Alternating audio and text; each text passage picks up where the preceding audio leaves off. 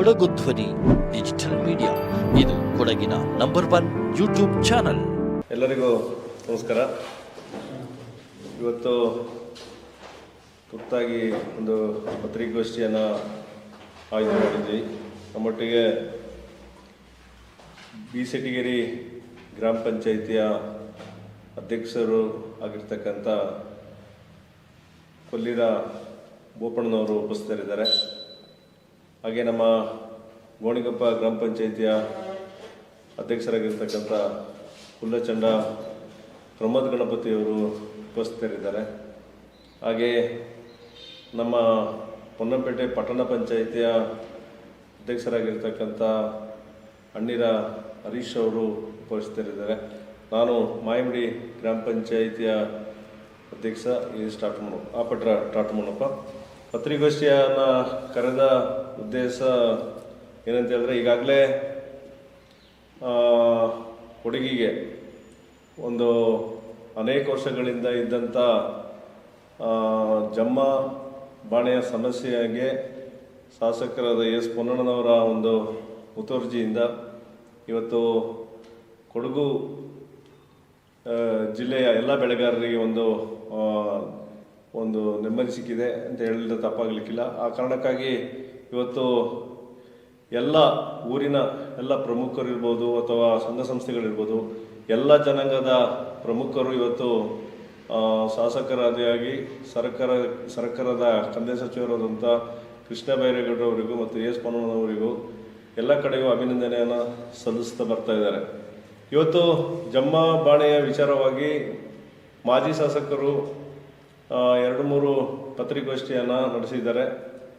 ಜನರ ಭಾವನೆಗೆ ಮತ್ತು ಜನರನ್ನು ದಾರಿ ತಪ್ಪಿಸುವಂಥ ಕೆಲಸವನ್ನು ಮಾಜಿ ಶಾಸಕರು ಮಾಡ್ತಾ ಇದ್ದಾರೆ ಅಂತ ಹೇಳೋದ್ರ ಬಗ್ಗೆ ಎರಡು ಮಾತಿಲ್ಲ.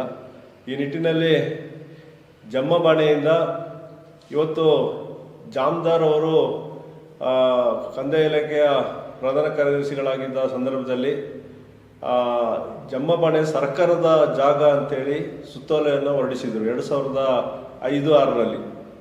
ಆ ಸಂದರ್ಭದಲ್ಲಿ ವಿಧಾನ ಪರಿಷತ್ತಿನ ಸದಸ್ಯರಾಗಿದ್ದಂಥ ಅರುಣ್ ಮಾಚಿನ್ ಅವರ ನೇತೃತ್ವದಲ್ಲಿ ಒಂದು ನಿಯೋಗ, ಆ ನಿಯೋಗದಲ್ಲಿ ನಾನು ಕುಲ್ಲಚಂಡ ಪ್ರಮೋದ್ ಗಣಪತಿಯವರು ಸಹ ತೆರಳಿದ್ವಿ. ಅಲ್ಲಿಯೂ ಸಹ ಅನೇಕ ಚರ್ಚೆಗಳನ್ನು ನಡೆಸಿ ಕುಮಾರಸ್ವಾಮಿ ಅವರು ವಿಧಾನಸಭೆ ಮತ್ತು ವಿಧಾನ ಪರಿಷತ್ತಿನಲ್ಲಿ ಇದು ಸರ್ಕಾರದ ಆಸ್ತಿ ಅಂತೇಳಿ ಏನು ಜಮ್ಮ ಬಾಣೆ ಸರ್ಕಾರದ ಆಸ್ತಿ ಅಂತೇಳಿ ಏನು ಸುತ್ತೋಲೆ ಹೊರಡಿಸಿದರು ಜಾಮದಾರ್ ಅವರು, ಅದನ್ನು ಹಿಂಪಡೆದಿದ್ರು ವಿಧಾನಸಭೆ ಮತ್ತು ವಿಧಾನ ಪರಿಷತ್ತಿನಲ್ಲಿ.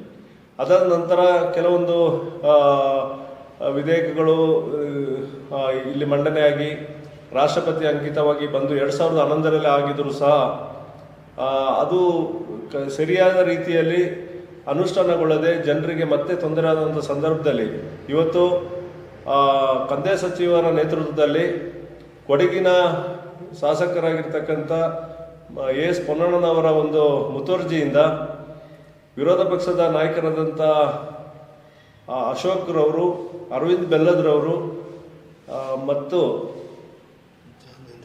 ಅರಗ ಜ್ಞಾನೇಂದ್ರ ಅವರ ಒಂದು ವಿರೋಧ ಪಕ್ಷದ ಸದಸ್ಯರೆಲ್ಲ ಸೇರಿ ಒಂದು ಸಮಿತಿಯಲ್ಲಿ ಸತತ 7 ಸಭೆಯನ್ನು ನಡೆಸಿ ಈ ಜಮ್ಮ ಸಮಸ್ಯೆಯ ಪರಿಹಾರವನ್ನು ಕಂಡುಕೊಳ್ಳುವ ನಿಟ್ಟಿನಲ್ಲಿ ಇವತ್ತು ಕೊಡಗಿನ ಅನೇಕ ಸಮಸ್ಯೆ ಇವತ್ತು ತುಂಬ ಜನರಿಗೆ ಇದ್ರ ಬಗ್ಗೆ ಗೊತ್ತಿಲ್ಲದೆ ಇರ್ಬೋದು. ಆದರೆ ಇವತ್ತು ಜಮ್ಮ ಬಾಣೆಯಿಂದ ಏನೆಲ್ಲ ಸಮಸ್ಯೆಗಳಾಗ್ತಿತ್ತು, ಇವತ್ತು ಸಾಗು ಬಾಣೆ ಇರ್ಬೋದು, ನಮ್ಮ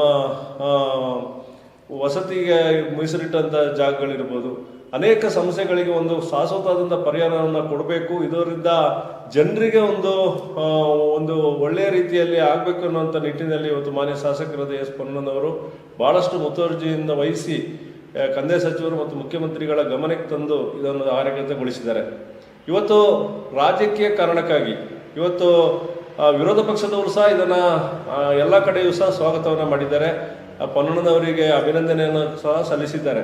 ಆದರೆ 2-3 ಜನರು, ಅದರಲ್ಲಿ ವಿಶೇಷವಾಗಿ ಮಾಜಿ ಶಾಸಕರುಗಳು ಇವತ್ತು ಕೊಡಗಿನ ನಾವು ಈ ಹಿಂದೆ ಅವರು ಶಾಸಕರಾಗಿದ್ದಂಥ ಸಂದರ್ಭದಲ್ಲಿ ಕಸ್ತೂರಿ ರಂಗನ್ ವರದಿ ಇರ್ಬೋದು ಅಥವಾ ಗಾಡ್ಗೀಳ್ ವರದಿ ಇರ್ಬೋದು, ಅಂಥ ಕೊಡಗಿಗೆ ಮಾರಕವಾದಂಥ ಯೋಜನೆಗಳು ಜಾರಿಯಾಗುವ ಸಂದರ್ಭದಲ್ಲಿ ನಾವು ಪಕ್ಷದ ಭೇದ ಮರೆತು ಅವರೊಟ್ಟಿಗೆ ನಿಂತು ಇದನ್ನು ಕೊಡಗಿಗೆ ಅನುಷ್ಠಾನ ಆಗಬಾರ್ದು, ಇದರಿಂದ ಕೊಡಗಿಗೆ ತೊಂದರೆ ಆಗ್ತದೆ. ಇವತ್ತು ಕಸ್ತೂರಿರಂಗನ ವರದಿಯಲ್ಲಿರ್ತಕ್ಕಂಥ ಸಾಧಕ ಬಾಧಕಗಳ ಬಗ್ಗೆ ಚರ್ಚೆ ಮಾಡಿ ಎಲ್ಲವೂ ಸಹ, ಯಾಕೆಂತ ಹೇಳಿದ್ರೆ ಇದು ಅವರು ನಮ್ಮ ಜನಪ್ರತಿನಿಧಿಗಳಾಗಿದ್ದರು ಆ ಸಂದರ್ಭದಲ್ಲಿ. ಅವರ ನೇತೃತ್ವದಲ್ಲಿ ಅಪ್ಪಚ್ಚುರಂಜನವರ ಒಂದು ಅಧ್ಯಕ್ಷಸ್ಥಾನದಲ್ಲಿ ನಾವೇನು ಮಾಡಿದ್ದೀವಿ, ಇಡೀ ಕೊಡಗು ಜಿಲ್ಲೆಯಾದ್ಯಂತ ಸಂಚಾರ ಮಾಡಿ ಈ ಕಸ್ತೂರಿರಂಗನ ವರದಿ ಬಂದ ಸಂದರ್ಭದಲ್ಲಿ ನಾವು ವಿರೋಧ ಮಾಡಿದ್ದೀವಿ.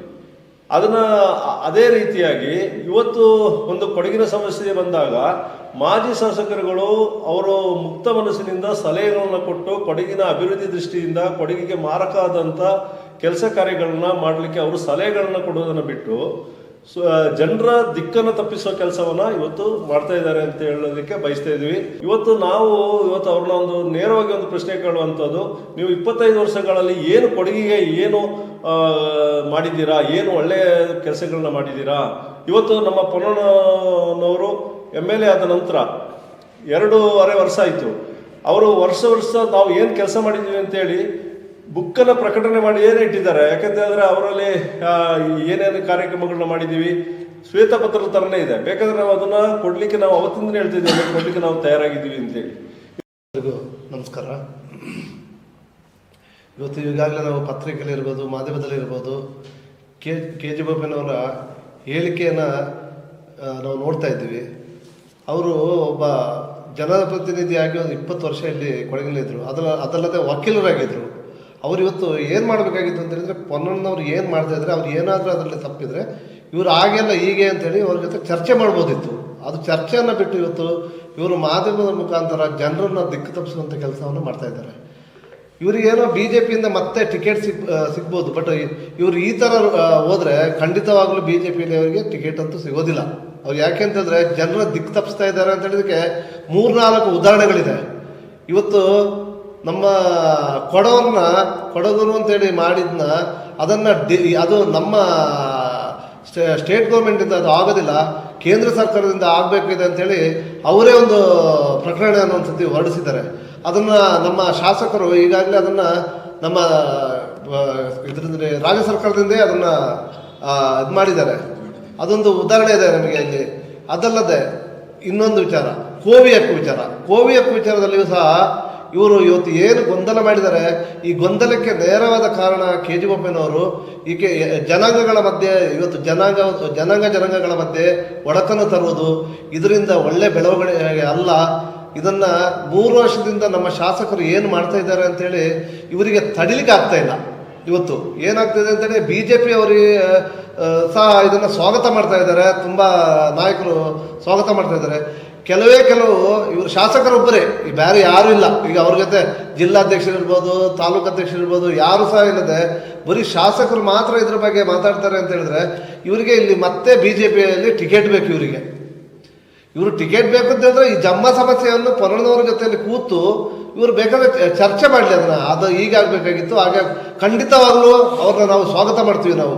ಇವತ್ತು ಈ ಥರ ಇವರು ಎಲ್ಲೋ ಕೂತ್ಕೊಂಡು ಸುಮ್ಮನಾದರೆ ದೂರದಿಂದ ಕಲ್ಲೆಸೆಯೋದು ಕೆಲಸ ಅಂತ ಮಾಡೋದು ಸರಿಯಲ್ಲ ಅಂತೇಳಿ ನಾವು ಹೇಳಲಿಕ್ಕೆ ಇಚ್ಛೆಪಡ್ತೀವಿ. ಖಂಡಿತವಾಗ್ಲೂ ನಾವು ಇದರ ಬಗ್ಗೆ ಚರ್ಚೆ ಮಾಡೋದು ನನಗೆ ಸೂಕ್ತ ಅಲ್ಲ ಅಂತೇಳಿ ಅದನ್ನು ಹಾಕಿ, ಸೂಕ್ತ ಅಲ್ಲ ಇದು.